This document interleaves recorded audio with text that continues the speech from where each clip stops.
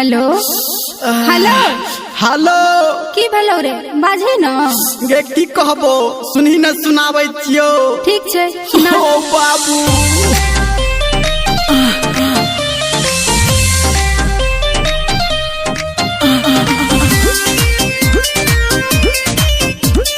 मां Gayatri recording studio.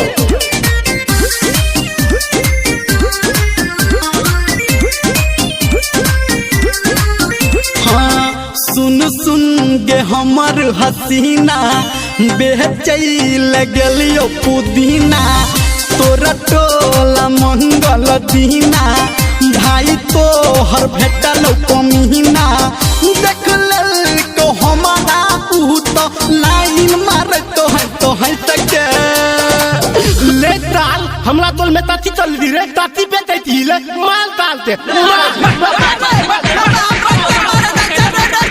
मारो लगलो पैसा के भागलियो पैसा के गोल मारो लगलो पैसा के भागलियो पैसा के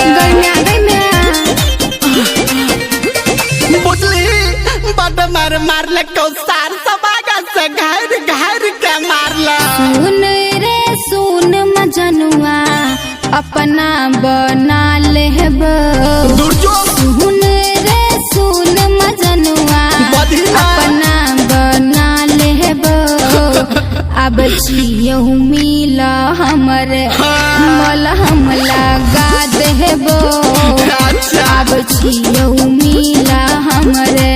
और सुनी ना बतबै छियो ठीक छै बता न भाई तोहर हाथ मोचारे रहोगे सब सारा मिल के हमारे रहोगे भाई तोहर हाथ मोचारे रहोगे अच्छा सब सारा मिल के हमारे रहोगे।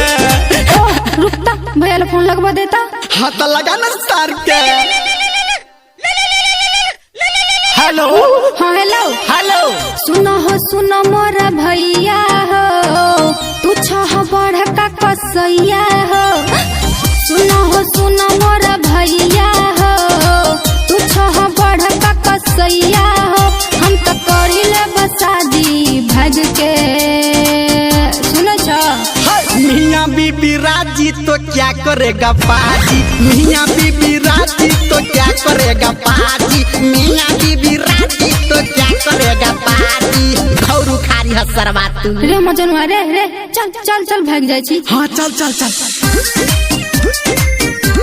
अभी आप सुन रहे हैं सावरिया म्यूजिक।